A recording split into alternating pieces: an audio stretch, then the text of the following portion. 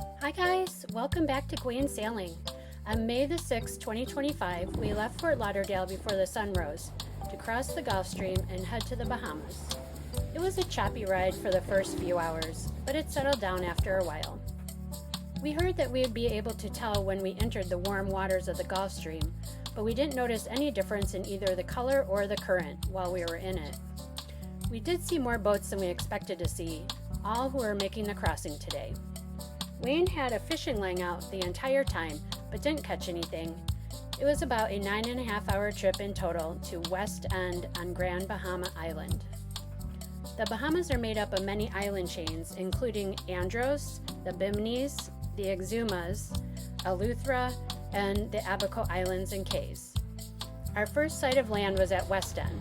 We parked in an undeveloped subdivision that was originally built for high-end yachters, but was scrapped when the Bahama law changed and foreigners could not purchase land here anymore. As per international law, we raised our yellow quarantine flag until we were able to check into customs, and then we anchored for the night here. After checking in, you lower the Q flag and fly the Bahama flag.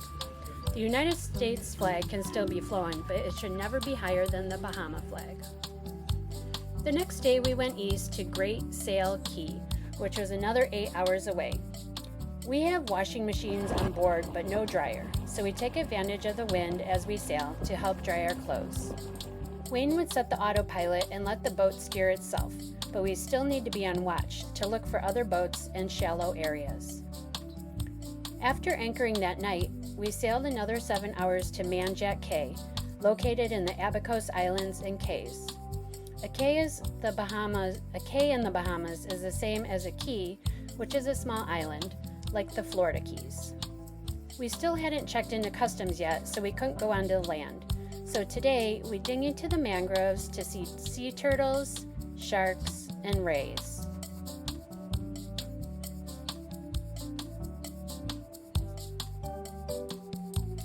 There is also an art trail on this cay, and people left painted shells and artwork made from driftwood along the mile-long beachfront trail.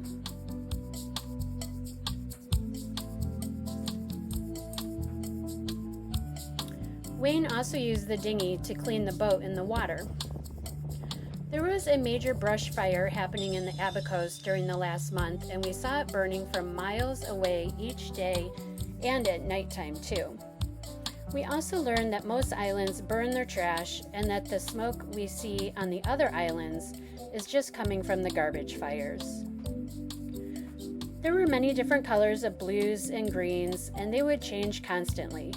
I took many pictures and videos to try and capture the different colors, but could never get it to look like it does in person on my videos. I even tried putting my rose-colored glasses over the camera lens, which helped a little bit. At nighttime, we could see the fish swimming under our boat with our blue underwater lights on.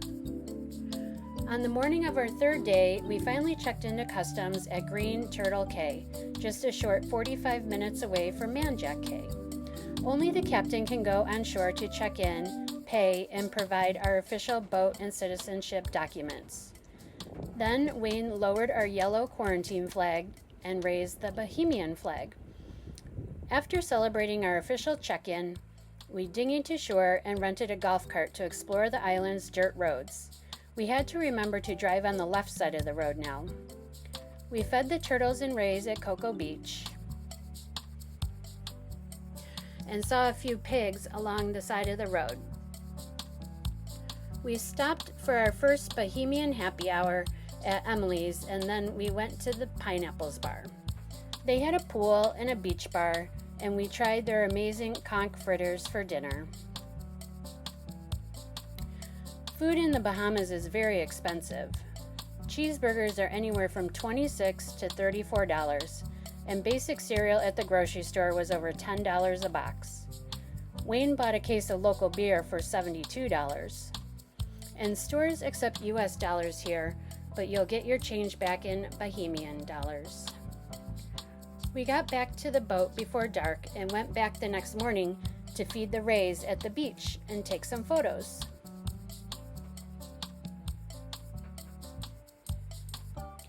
But some kids were fishing here, which attracted the sharks, so I ended up staying in the boat to take these videos.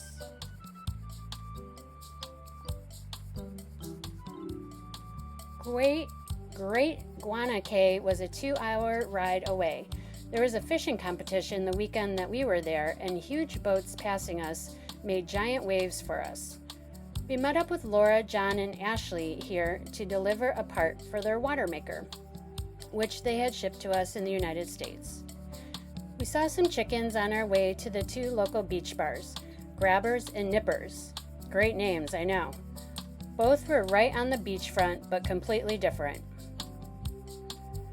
Grabbers had a party vibe, and Nippers was a bit more low-key, with picnic tables and 2 swimming pools.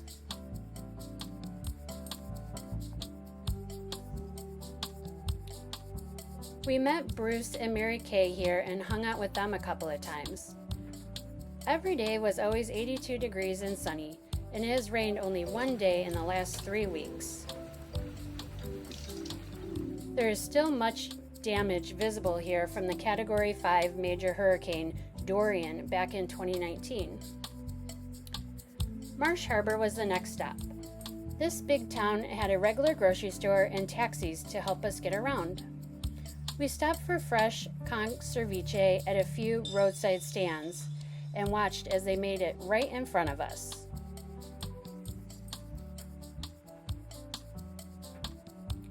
On my birthday, we snorkeled at Mermaid's Reef.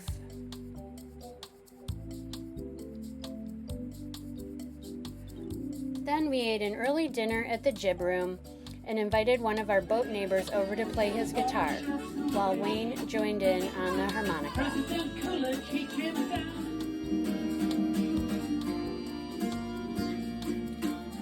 Just a short hour and 15-minute journey across the green-blue water was beautiful Hopetown, with their iconic red and white striped lighthouse and pastel-painted houses. We tried to rent a golf cart to explore the island of El Bouquet, but there was no availability that day, so we decided to walk as much as we could until the humidity got the best of us. We stopped at the post office to mail a card and ate lunch at Captain Jack's, right on the water, while we watched the fish swim below. We even found a store that just got a shipment in of fresh-baked key lime pie. While Wayne was in town, I went kayaking in the afternoon in the crystal clear water to get pictures of the lighthouse and of our boat. We also found our first geocache in the Bahamas, right here in Hopetown. The next day after lunch, we took a dinghy ride to the Tahiti Beach Sandbar with John, Laura, and Ashley. We had a good time in the sun and taking pictures on the swings in the water. The Thirsty Kuda food boat arrives in the afternoons to serve food and drinks to people who drive their boats up on the sand to cool off in the water with their friends and family.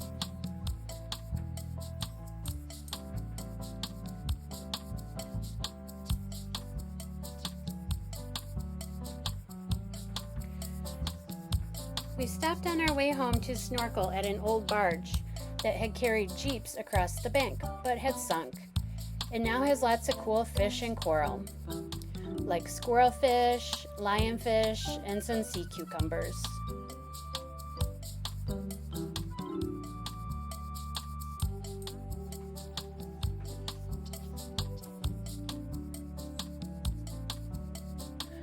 Wayne fixed the pump in one of our showers while I kayaked around the harbor with Laura and Ashley.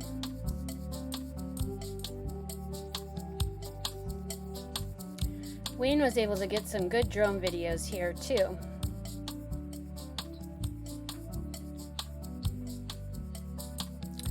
The local fishermen here shared some mahi-mahi fillets that they had just caught an hour before. Now we had dinner for the night. We headed further south at sunrise the next day. It was a 9.5-hour ride out in the Atlantic Ocean to get to Spanish Wells in Eleuthera. We saw many flying fish along the way, and Wayne caught another fish this day.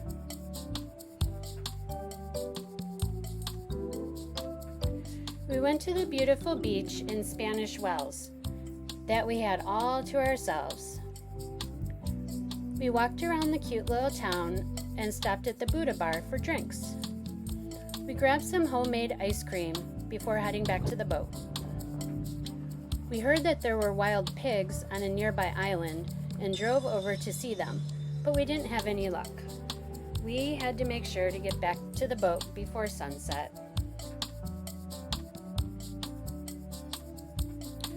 This night there was another SpaceX and Starlink rocket launch, and Wayne captured some amazing pictures. It was another long 9-hour day to get to the Exumas from Spanish Wells, but we had great weather. We only had 1 to 2 foot waves, and it was 85 and sunny the entire time. However, the wind was right at our nose, so we could not sail today. We were buddy boating with the Irvines since Great Guana Cay, which made us feel safer, and now we had other people to play cards with. It was getting hotter and more humid the farther south we went. The colors of the water were getting more and more blue, and of course, the sunsets were amazing every night. We left our mark all along the way in the Abacos with our customized Gwayne sailing stickers, along with everyone else who's been here in the past.